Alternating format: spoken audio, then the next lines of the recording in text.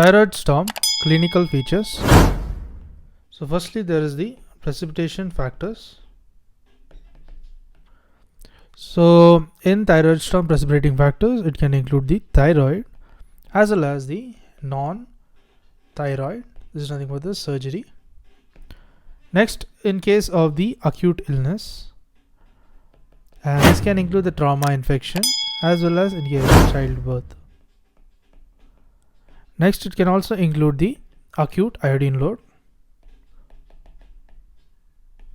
load, and this is like the iodine contrast.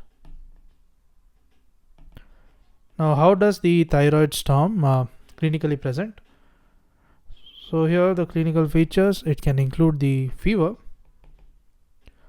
Fever is as high as at 40 to 41.1 degrees Celsius, that is about 104 to 106 degree Fahrenheit. So increased temperature.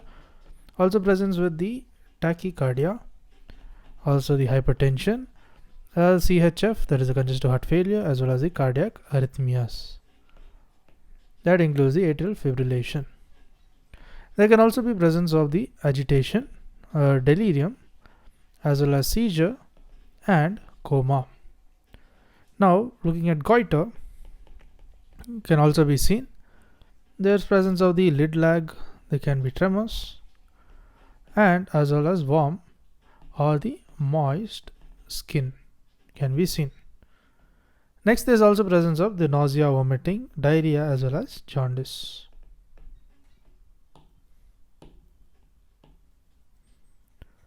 Now, how do you treat a case of the thyroid storm? Treatment, it includes the beta blockers. For example, the propranolol. And this, what it does, it decreases the adrenergic manifestation. Next, there is also the propylthiouracil. This is followed by iodine solution.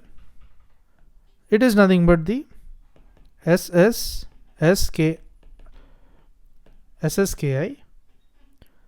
and it is to decrease the hormone synthesis and release. PT is nothing but the propylthiouracil. Next, there is also the addition of glucocorticoids. Example, the hydrocortisone. This is to decrease the peripheral conversion of T4 to T3. This is the conversion and improves the vasomotor stability.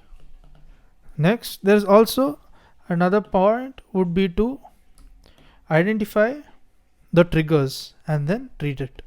So the triggers should be worked upon.